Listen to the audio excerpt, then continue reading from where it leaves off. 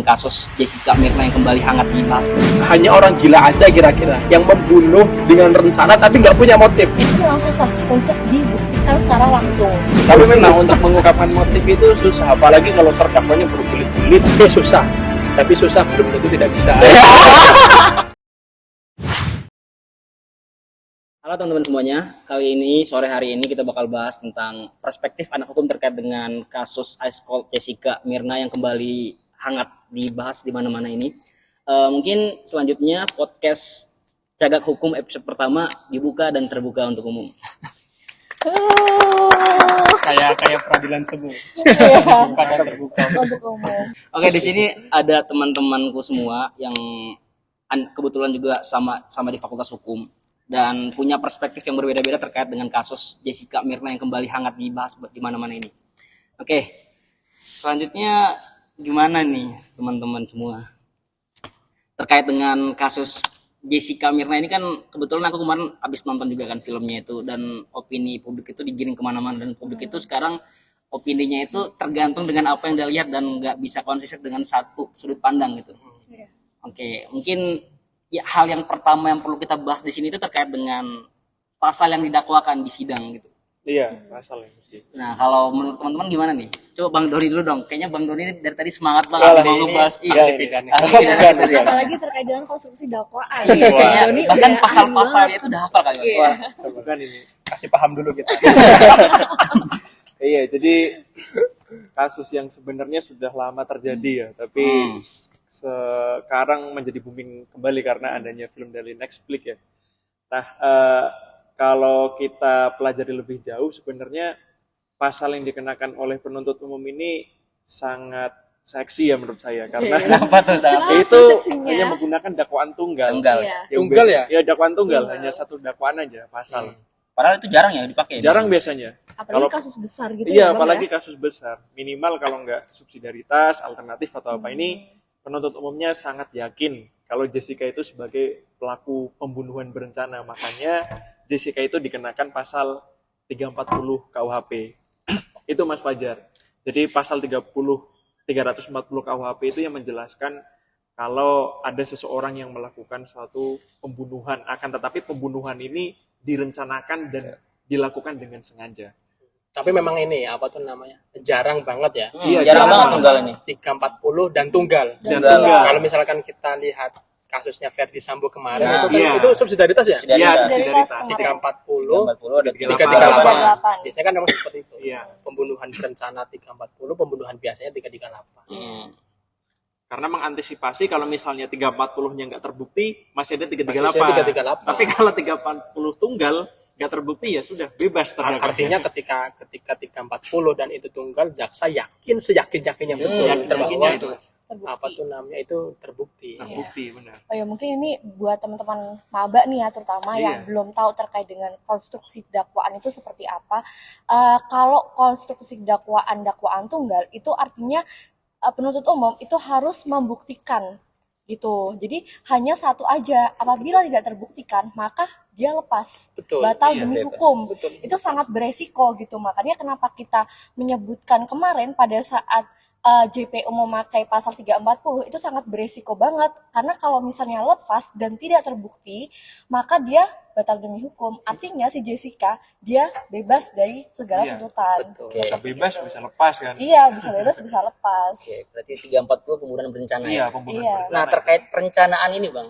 Kan Iya. kalau kita lihat dari konstruksi pasal ini kan ada perencanaan di situ. Iya, ada perencanaan. Nah, artinya kalau misalkan ada perencanaan, implikasinya Iya. nanti harus dibuktikan juga ada motif di situ kan. Iya, benar. Nah, terkait motif ini gimana, Bang? Oke, sebelum itu perencanaan dulu deh. Oke, perencanaan Yang dulu deh, apa sih satu-satu. perencanaan itu apa sih Perencanaan, maksudnya? habis itu Yang, baru yang, motif. yang kemudian membedakan dengan 338 yang Iya. tidak ada perencanaannya. Iya, benar. Kalau kita bedah ya pasal 340 itu kan dengan sengaja dan direncanakan terlebih dahulu. Kita lihat dulu siapa sih yang dimaksud dengan sengaja. Kalau menurut Profesor Mulyatno, dengan sengaja itu kan harus ada willens and wanton. Jadi dia itu harus mengetahui kalau perbuatannya itu memang dapat mengakibatkan suatu perbuatan yang bertentangan dengan hukum. Dan dia tahu akibatnya ketika dia melakukan tindakan tersebut itu dengan sengaja. Kalau direncanakan terlebih dahulu, tadi pastinya dia memiliki niat dari awal, dan kemudian ada jangka waktu berpikir Oh, antara dia niat dan dia melaksanakan perbuatan itu, ada jangka waktu untuk berpikir, dan dia melakukan pembunuhan itu dengan tenang. Itu yang dimaksud dengan direncanakan terlebih dahulu, Mas Fajar. kalau yang 338 biasa itu berarti seketika Iya, itu ya. seketika saat itu juga tanpa Spontan, direncanakan. ya, Spontan ya, Spontan. spontanitas Iya. itu pembunuhan biasa 338. Tapi 338. kalau 340 dengan rencana ya tadi ya Iya, begitu ya. benar. Ada jangka waktu lah untuk berpikir. Iya. Terus kalau dikaitin dengan motifnya ini Bang, gimana nih kira-kira? Emang harus dibuktikankah motifnya, motif si pelaku melakukan pembunuhan atau enggak? Iya, ini ya menarik juga yang menjadi apa ya, diskusi publik kan Iya, betul. akhir-akhir ini. Motif ini gimana nih, kan kemarin juga apa kurang terungkap lah motifnya, karena ada misalnya ada motif dendam pada saat di Australia dan sebagainya kan. Tapi ternyata itu juga nggak bisa terbukti juga di persidangan. Tapi sebenarnya yang perlu kita jawab kan, motif itu penting nggak sih di perkara seperti ini, khususnya di pembunuhan, yang memang motif itu sebenarnya penting, tapi tidak perlu untuk dibuktikan karena motif itu bukan bagian dari unsur pasal. Nah, tapi nanti motif ini akan memengaruhi vonis dari majelis hakim. Misalnya akan masuk hal-hal yang meringankan, misalnya kan, atau yang hal-hal yang memberatkan. Itu sih kalau dari aku. Mungkin Mas Hanif ada pandangan lain Iya, ini udah. ini kayaknya dari tadi kayak pendapat ini orang. Iya. Sorry Bang, Ada sebelumnya pendapat lain terkait gitu. dengan motif itu hanya sebagai pertimbangan hakim aja ya, Iya. memvonis dari si terdakwa itu. Benar. Ini hanya sebagai pertimbangan aja, berbeda dengan misalnya di KUHP Jerman, di situ Iya. memang motif itu dimasukkan menjadi bagian dari unsur. Misalnya barang siapa merampas nyawa orang lain karena ingin mendapatkan keuntungan, Oke, karena I see. ada motif dendam dan sebagainya, maka itu Oke. harus dibuktikan. Oke, nah kalau dari Bang Hanif gimana nih Bang? Kalau motif itu memang ya tidak ada apa tuh namanya, tidak masuk dalam bunyi pasal. Iya. Iya. Tidak masuk dalam bunyi pasal itu. Tapi kan kemudian kita bisa melakukan penafsiran terhadap apa yang disebut dengan berencana. Orang merencanakan ya pasti kan ada motifnya. Dan tadi ya benar bahwa motif itu katakanlah apa tuh namanya, bukan menjadi bagian dari unsur yang tidak perlu dibuktikan begitu ya. Iya. Tapi itu kan penting untuk diungkapkan dalam persidangan. Untuk apa? Tadi untuk meringankan atau bahkan bisa memperberat vonis. Itu. Dan aku rasa orang dengan melakukan pembunuhan secara berencana pasti ada motif. Iya. Pasti ada motif itu. Iya. Pasti ada motif gitu. Ya memang tinggal apa tuh namanya jaksa, sepinter-pinter jaksa aja untuk kemudian bisa mengungkapkan motifnya gitu. Karena Yang diungkapkan kebenaran material sih. betul, lagi-lagi yang diungkapkan adalah kebenaran material itu motif ya. Dan apa tuh namanya, hanya orang gila aja kira-kira yang membunuh dengan rencana tapi nggak punya motif. Iya kan hanya orang-orang gila aja gitu yang membunuh dengan berencana tapi nggak ada Nggak ada motif. motif gitu. Ini penting untuk diungkapkan dalam persidangan menurutku begitu. Oke. Ini ibaratnya kita kayak hakim ya Jar ya. Ini Iya. udah perspektif dari Jadi, lawyer, iya. ini perspektif dari penuntut umum gitu. Udah sidang aja di sini. Motif ini banyak menjadi diskusi lah untuk dari kalangan mahasiswa hukum khususnya kan. Iya, penting betul apa banget. nggak penting Tapi sih kalau sebenarnya. menurut sendiri sih penting Bang. Soalnya kan yang diungkap itu kebenaran material. Nah, baik lagi ntar keyakinan hakim itu bisa bertambah ketika dia tahu motif. Iya. Nah, dikaitin sama pendapatnya Bang Hanif tadi kan, kalau misalkan dia nggak ada motif kan cuman orang gila yang ngebunuh berencana dan nggak ada motif kan. Iya. Cuman kalau menurut aku pribadi ya, terkait dengan motif itu kan berniat dari hati nurani nih. Itu memang menurut aku pribadi, itu memang susah untuk dibuktikan secara langsung. Karena kita nggak tahu nih hati nurani seseorang tuh gimana gitu loh. Jadi menurut aku cuman hanya ya pinter-pinternya jaksa lagi nih, gimana mengungkapkan terkait dengan motifnya tersebut gitu. Balik lagi, hakim nanti melihatnya gimana, dibuktikan dengan pembuktian-pembuktian kan pastinya. Iya. Kalau aku sih oke susah, tapi susah belum tentu tidak bisa. Apalagi lagi pinter-pinter jaksa. Jaksa, iya, Jaksa. betul. Tapi memang untuk mengungkapkan motif itu susah, apalagi kalau terdakwanya berbelit-belit tidak Iya. mengakui perbuatannya, itu akan susah untuk Maksudku jangan kemudian ketika apa tuh namanya susah, akhirnya udah berhenti dari sini menyerah gitu, dia nggak ada effort lebih lanjut untuk kemudian bisa membuktikan motif gitu loh, Susah. untuk bisa mengungkapkan motif gitu. Karena lagi susah belum tentu tidak bisa. Betul. Gimana caranya kita harus membuktikan itu ya Bang ya, Iya, harus ada motifnya Iya, itu. Tapi kalau kita kaitkan dengan kasusnya Jessica, sebenarnya dari penuntut umumnya juga sudah mencoba untuk melihat dan mencari motif apa sih yang melatar belakangi Jessica itu akhirnya membunuh Mirna. Nah, karena kan ternyata PW itu memiliki argumen bahwa Jessica itu memiliki dendam kepada Mirna karena waktu itu Mirna itu sempat menasihati Jessica agar tidak berpacaran dengan pacarnya yang pemabuk, yang pemakai narkoba. Nah, dari itu muncullah niat jahat kalau dari perspektifnya penuntut umum.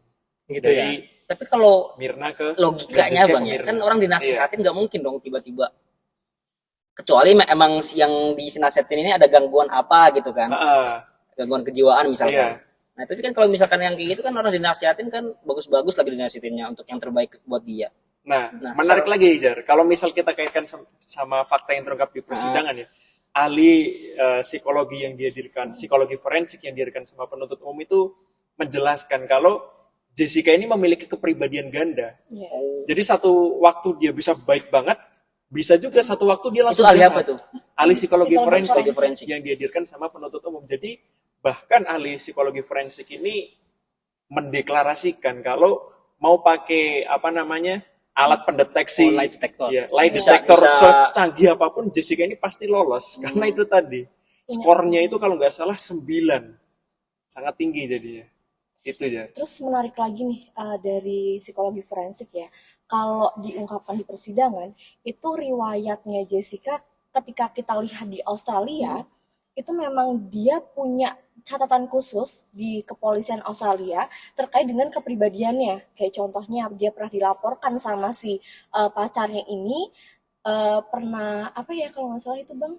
Ini ada perencanaan mau membunuh Iya, mau manajernya. membunuh si manajernya gitu juga. Nah, mungkin dari si penuntut umum melihatnya perspektifnya seperti itu, makanya dihadirkan si psikologi forensik Oh, ini. gitu ya. Terus juga kalau ini perspektif dari sisi wanita ya, Bang ya.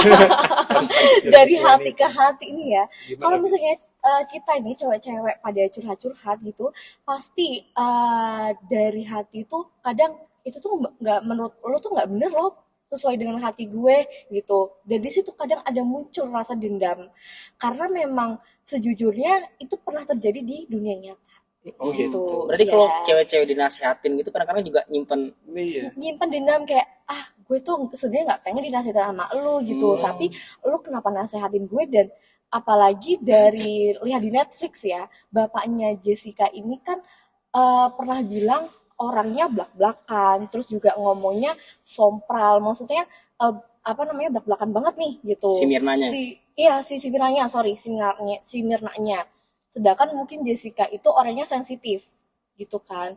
Nah, dari situ mungkin ada rasa dendam di situ. Gimana caranya nih gue biar si Mirna ini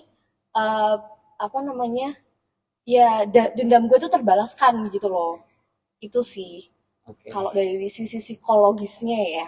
Jadi memungkinkan ya rasa dendam itu ya. Iya, bisa jadi itu Bang. Oke, menarik. Terus juga nih masalah vonis hakim itu kan Oh kalau iya. nggak salah 20 tahun Bang ya? 20 tahun Iya Bang ya? vonisnya. Nah, itu kira-kira kan kalau di kasus pembunuhan berencana itu kan maksimalnya pidana mati. hukuman mati. Nah, itu kenapa ya vonisnya itu bisa 20 tahun, pertimbangan hakim itu apa di situ? Kalau Bang Hanif gimana? Bang? Ya, Dari Mas Hanif dulu mungkin. apa tuh namanya? Kalau pertimbangannya hakim apa ya, aku nggak begitu mengetahui ya, nggak begitu paham ya gitu. Cuman yang memang aku soroti, kenapa hanya 20 tahun? Kalau memang hakim itu benar-benar yakin gitu. Karena kan dalam hukum pidana kan nggak ada setengah benar, setengah salah. Iya. Iya. Yang ada kan secara sah dan meyakinkan bersalah. Ya kan? Atau tidak bersalah. Atau tidak bersalah, udah itu aja gitu. Nggak ada setengah benar, setengah salah. Yang penting ya salah benar gitu. Ketika memang salah dan pelakunya adalah Jessica gitu, yang membunuh dengan berencana, menggunakan racun yang namanya sianida, kan jahat betul itu. Ya kan? Kenapa kalau misalkan sudah seyakin itu tidak maksimal aja gitu, hukuman mati atau misalkan seumur hidup gitu? Kenapa hanya 20 tahun gitu? Kalau kita lihat ke kasusnya Sambo gitu, kan dia vonisnya mati. Ya kan, karena hakim sudah yakin betul bahwa apa tuh namanya yang dilakukan Sambo itu yang memang salah. mungkin balik ke motif tadi bang, mungkin hakim di sini agak ragu nih motifnya, makanya kasih 20 tahun. Ya, Langsung artinya ketika ragu kita balik dong bahwa ketika ada keraguan maka harus dipertimbangkan yang terbaik untuk si terdakwa. Kedepannya. Itu. Kalau misalkan ragu artinya kan ada masih asasnya juga kan. Iya, Lebih baik Indro Priyo. ya Indro Priyo. iya kan artinya kan ketika ragu ya harus di apa tuh namanya menguntungkan terdakwa ketika ada suatu keraguan gitu. Iya. Itu kan. Kalau dari aku sih, kenapa kok 20 tahun? Karena melihat ya, kalau misalnya itu divonis maksimal seumur hidup ataupun hukuman mati, itu artinya di dalam pertimbangan putusannya tidak ada hal-hal yang meringankan.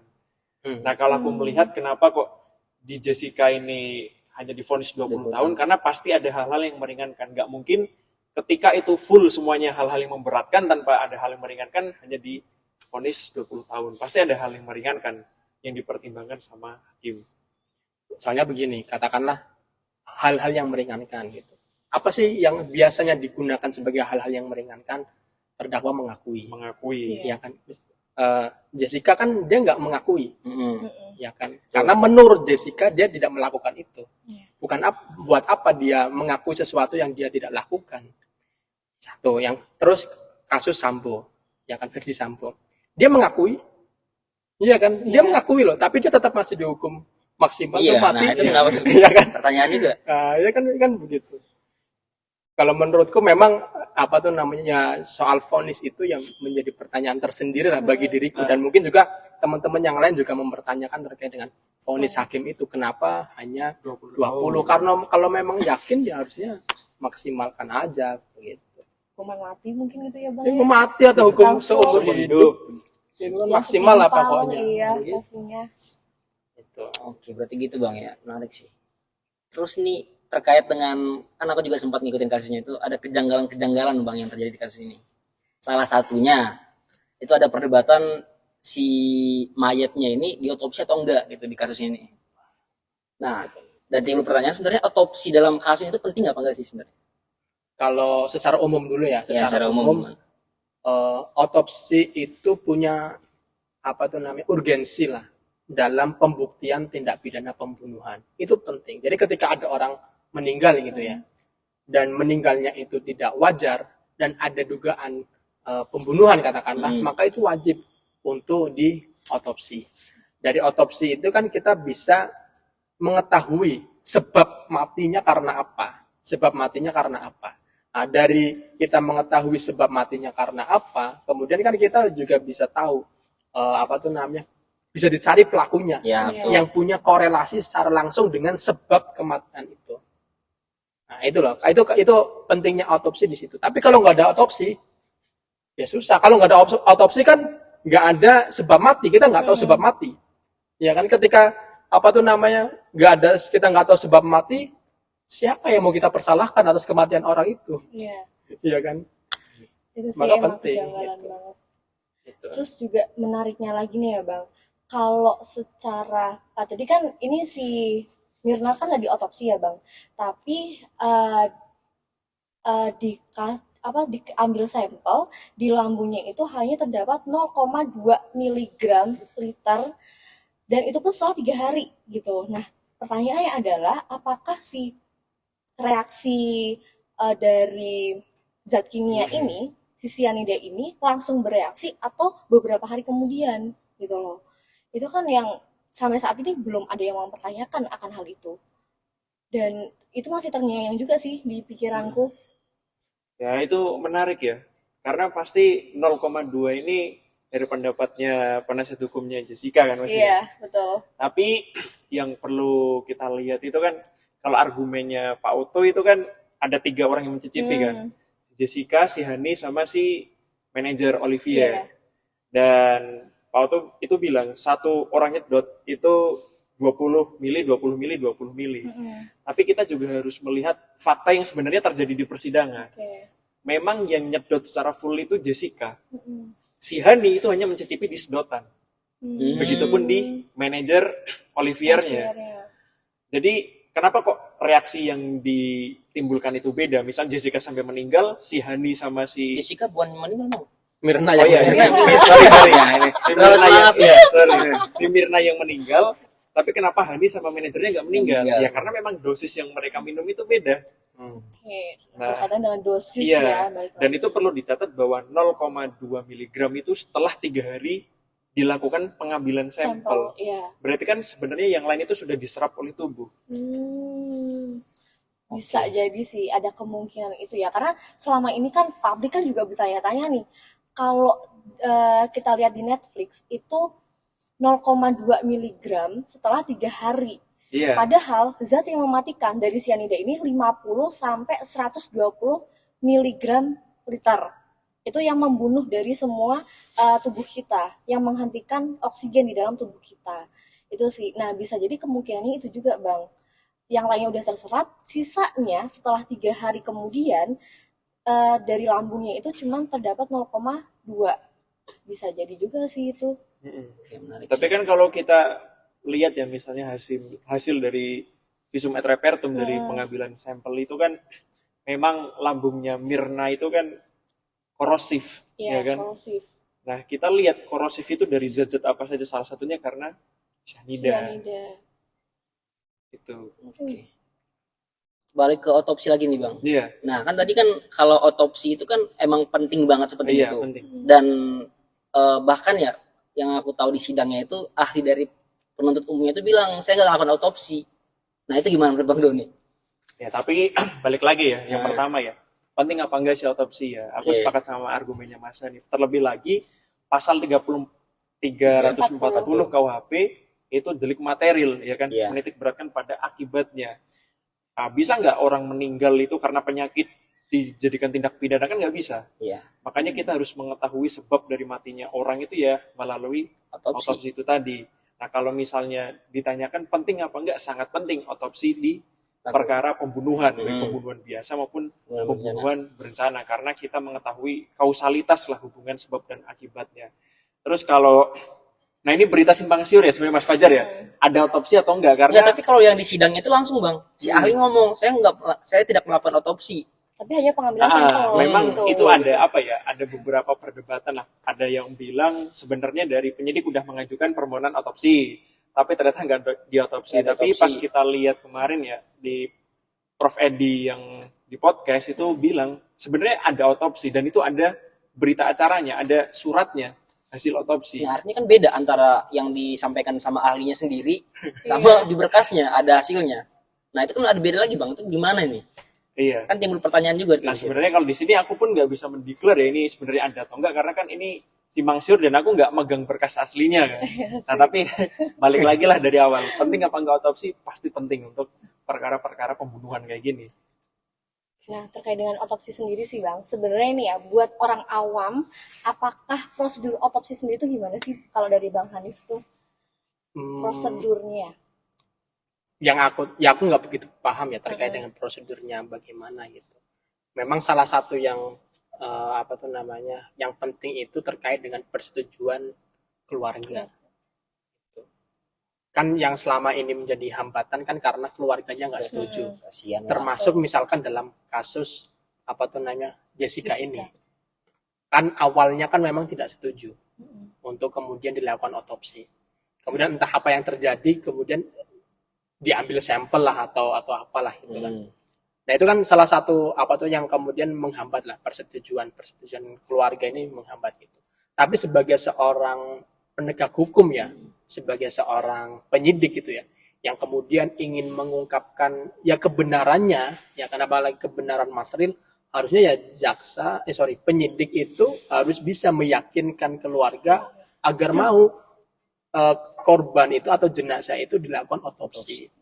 Karena untuk apa? Ya untuk tadi, untuk mengetahui sebab mati, untuk mengetahui pelaku tersangkanya dan seterusnya itu. Gitu. Yang menarik juga nih pembahasan itu sore hari ini. Tapi soal otopsi ini nggak ada berhenti. Nggak ada ujungnya Iya. nih kayaknya nih kalau kita lanjutin. Pasti akan berlanjut. Akan berlanjut dan kalau mau kita tahu tentang apa sih otopsi itu sebenarnya gitu. Apakah pengambilan sampel itu termasuk dari otopsi, otopsi. bagian Iya. dari otopsi? Kan kita nggak tahu kan soal itu ya. Mungkin kita bisa sharing dengan teman-teman kedokteran terkait dengan hal itu. Betul, Oke. forensik bisa jadi Bisa juga. nanti Iya. kita akan hadirkan di sini. Menarik sih, menarik. Oke bang, mungkin yang terakhir ya, mungkin terkait dengan apa opini publik. Yang Iya. ini kan kasusnya di tahun 2016 ya. Iya. Nah pada waktu itu yang aku tahu itu publik mayoritas itu menyalahkan Jessica. Tapi yang sekarang ini kan muncul film di Netflix Ice Cold yang baru itu, seakan-akan nih opini publik ini digiring kembali bahwasanya si Jessica itu nggak bersalah di situ. Nah gimana nih pendapat Bang Doni terkait dengan isu ini? Iya, pastinya yang pertama kita harus menyepakati terlebih dahulu ya, karena putusan hakim itu ya harus kita anggap benar dan Oke. harus kita hormati. Tapi tidak menutup kemungkinan juga kita melakukan diskusi-diskusi, karena seperti yang Mas Hanif sudah dijelaskan di TikTok, jangan kita Apa TikTok iya. makanya apa nih Mas? Apa tuh, kita Bang, juga TikTok mempunyai ya, hak untuk melakukan eksaminasi misalnya terhadap putusan. Jadi putusan itu sebenarnya masih bisa untuk kita diskusikan. Misalnya pertimbangannya sudah tepat atau belum, itu ya masih sah-sah saja untuk kita diskusikan. Nah, tapi yang perlu kita catat sebagai warga negara Indonesia ya, pastinya kita harus melihat kasus itu secara keseluruhan. Betul. Jangan hanya melihat dari salah satu sudut pandang saja terus kita tergiring. Hmm. Kalau nanti ada argumen yang lain kita tergiring lagi, itu kan menurut aku warga negaranya masih kurang bijak lah ya. Jadi kita itu harus melihat kasus itu secara keseluruhan. Dan satu lagi, jangan sekali hanya kita melihat film langsung kita berkomentar. Betul. Ya kan? Kita harus melihat, karena yang menjadi pertimbangan hakim itu bukan film, tapi fakta persidangan yang terungkap. Jadi saran dari aku ya, untuk teman-teman semua coba lebih bijak lagi dan lihat sidang-sidang sebelumnya yang sudah terjadi. Jadi jangan hanya melihat dari film saja, karena film itu kan sifatnya dokumenter, bukan fakta yang terungkap di persidangan. Itu aja sih Mas Fajri. Bang Ari gimana nih terkait ini, kan biasanya senang apa namanya menanggapi isu-isu yang berhubungan sama publik nih Bang Hanif kan. Kalau penggiringan opini, ya aku nggak tahu ya apa tuh namanya, motif Netflix membuat film dokumenter itu tuh apa aku nggak sebenarnya tahu. motifnya? Tapi bahwa film dokumenter yang dibuat oleh Netflix itu apa tuh namanya mengubah paradigma publik untuk kemudian membela Jessica, itu iya. Karena ya terbukti di kolom Banyak itu sekarang. komentarnya Instagramnya Pak Jokowi itu bilang skor Jessica tuh banyak Iya, betul itu. Gitu. Tapi bagiku itu ada positifnya juga ketika kasus Jessica ini kembali dibicarakan. Kembali dibicarakan ada positifnya juga. Untuk apa? Untuk membangun kesadaran hukum masyarakat. Nah, ketika masyarakat itu menjadi tahu tentang ternyata tuh apa tuh ada toh bukti petunjuk, ternyata ada saksi toh, ternyata ada gini itu kan masyarakat menjadi tahu gitu. Ternyata proses penegakan hukum tuh harusnya tuh ada otopsi dulu, harusnya digini, itu kan masyarakat menjadi tahu gitu. Dan untuk kepentingan yang lebih besar itu kan juga bisa jadi pembelajaran juga. bagi kita sebagai orang mahasiswa hukum, sebagai mahasiswa hukum, dan juga pembelajaran atau perbaikan bagi sistem peradilan kita, sistem penegakan hukum kita. Itu kan yang bagusnya di apa tuh namanya di sisi itu gitu. Sehingga ya lagi-lagi tadi sudah disampaikan bahwa res judicata pro veritate, res judicata ya kan, bahwa putusan hakim itu harus dianggap benar. Dalam kaidah agamanya hukmul hakim yarfaul khilaf. Putusan hakim itu menyelesaikan masalah. Gitu. Jadi ya oke lah, ini sudah selesai, sudah diputus, bahkan sampai peninjauan kembali, ya sudah kita hormati putusannya dan kita anggap itu sebagai kebenaran sementara di dunia. Ya kan, kebenaran sementara di dunia gitu. Nanti yang hakiki ya lihat nanti. Kan begitu. Maka ya oke, silakan Jessica apa tuh namanya ya menjalani masa hukuman gitu ya, kita doakan baik-baik saja kan begitu. Nanti bila saatnya ada novum, ada bukti baru, bisa diangkat, silakan bisa diajukan peninjauan kembali. Gitu. Tapi ada satu menarik lagi nih kalau kita bahas ya. Mas, kalau aku ngelihat di kolom komentar itu masih banyak yang komentar ya. Ini kan nggak ada saksi mata, kok bisa Jessica itu divonis kan? Iya kan? Kalau dari pendapatku pribadi ya sebenarnya karena Indonesia itu kan menganut negatif battlex bewusste teori. Jadi untuk menyatakan seseorang itu bersalah minimal 2 alat bukti ditambah keyakinan hakim. Ya kan? Kalau kita melihat kasusnya Jessica itu kan sudah ada saksi, Sudah ada ahli, kemudian ada bukti surat tadi, visum et repertum, dan misalnya ada hasil otopsi tadi kan. Nah, kalau kita lihat itu kan bisa dijadikan sebagai salah satu bukti petunjuk. Kalau Prof. Edi menjelaskan kan circumstantial evidence. Ya. Bukti tidak langsung itu dari hakim itu mengaitkan antara keterangan saksi, kemudian ada surat terdakwa, kalau bisa juga dari keterangan ahli itu dikaitkan. Jadi diibaratkan seperti puzzle yang digabung-gabung itu nanti akan menunjukkan keseluruhan siapa sebenarnya pelakunya. Ya dari situlah hakim itu memiliki keyakinan bahwa dari beberapa petunjuk itu memang pernah atau sudah terjadi tindak pidana pembunuhan berencana dan pelakunya ya terdakwanya ini. Itu Mas Fajar. Mungkin dari Mas Hanif sama Tapi Juni. Karena pidana ini pembuktiannya kebenaran material, kebenaran yang senyata-nyatanya, gitu, maka direct evidence atau bukti langsung itu menjadi penting.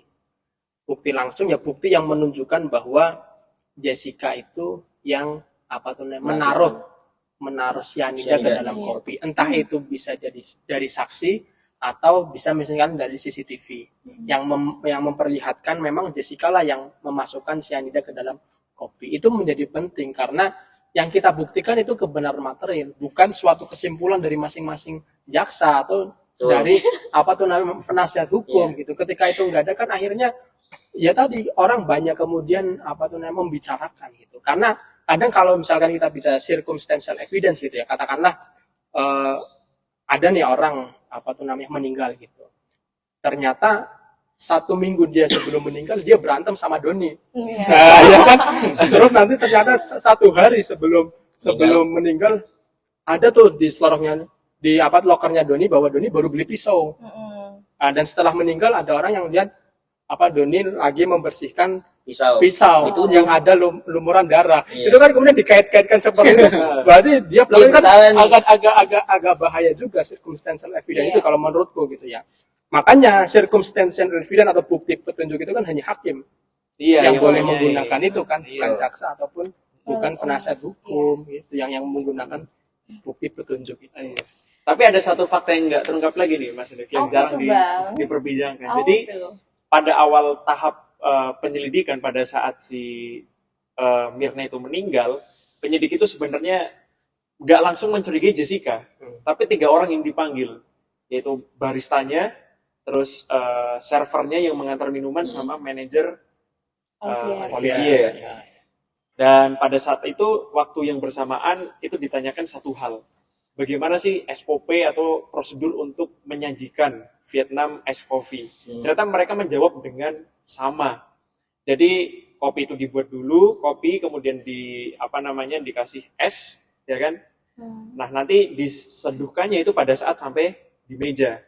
Pada saat itu keterangannya dari Imadi Gelgel, ketika kalau misalnya cyanida itu dimasukkan, waktu itu juga itu nggak mungkin karena satu restoran pasti akan keluar. Karena baunya kan. Iya, menyengat. Karena di sekitarnya juga pasti bisa kena dampak ya. Iya, kena dampak. Dan paling memungkinkan itu ketika itu sudah diseduhkan dan sudah dingin airnya baru dimasukkan cyanida. Itu nggak akan menimbulkan efek bagi sekitarnya. Nah, dari itu makanya penyidik itu eliminasi lah antara manajer, kemudian server sama baristanya. Kemudian dicari siapa yang waktu itu pertama pastinya memesan kopinya. Kemudian yang kedua, kopi itu paling lama di dalam penguasaan siapa. Nah, ternyata terbukti 51 menit atau 52 menit itu ada di tangan Jessica. Terus ini lagi Bang, terkait dengan bukti petunjuk tadi. Wah, ini makin panjang. Kita podcastnya udah selesai. Sampai subuh ini. Sampai subuh ini bahasnya nih. Gimana terkait dengan bukti petunjuk tadi itu kan hanya hakim aja ya yang boleh menggunakan hal tersebut. Menurut pendapat aku pribadi, ketika si hakim ini menggunakan bukti petunjuk dan kenapa Jessica itu ya hakim yakin yang menuangkan di situ adalah ketika kita lihat dari CCTV ya, pada saat si Mirna ini pingsan, di situ kan semua orang beramai-ramai nih. Terus si Jessica cuman hanya ngeliatin dan ada satu percakapan dari Jessica ke manajer Olivier yang itu. Kalian memasukin apa ke kopi Itulah Oh, di iya, situ. iya, di situ. Kayak bukti petunjuk sebuah kuncinya. Karena orang-orang di sekitar ini nggak tahu nih, maksudnya kopinya kan biasa-biasa aja, apalagi bartendernya juga membuatnya cuma hanya biasa-biasa aja gitu loh. Kenapa tiba-tiba si Jessica bilang kalian memasukkan apa ke dalam kopi tersebut? Akhirnya si manajer Olivier itu langsung membawa ke belakang ke dapurnya, ngecek di kopi tersebut tuh ada apa gitu. Ternyata memang baunya udah busuk dan bukan dari ingredientsnya bukan dari si Olivier tersebut. Itu yang mungkin menurut hakim mengatakan Jessica lah si terdakwanya. Reaksi negatif berarti ya. Reaksinya negatif. Ya gitu. oke lah, itu mungkin sebagai sebuah analisa itu oke. Ya, Tapi kan tidak menunjukkan secara langsung. betul. Iya. Iya. Jessica itu pelakunya. Pelakunya. Karena tadi adanya bukti petunjuk yang Betul digunakan. gitu. Oke, udah. Mungkin ini udah kelamaan banget ya ini ya. Sampai subuh kita ngomongin. Oke, jadi gitu teman-teman. Jadi ini asik banget ya obrolan kita hari ini, dan teman-teman saya di sini tuh pinter-pinter banget ternyata ya. Luar biasa ini. Ya jadi gitu intinya, itu dalam memahami suatu kasus hukum kita nggak boleh hanya berpandangan pada satu sudut pandang, tapi kita harus memandang secara keseluruhan untuk menemukan inti permasalahan dari suatu kasus. Betul. Gitu. Dan kedepannya semoga kasus yang kita bahas ini tuh menjadi pembelajaran bagi semuanya, dan tetap terus stay tune di podcast Cagak Hukum di episode selanjutnya, episode kedua. Mantap.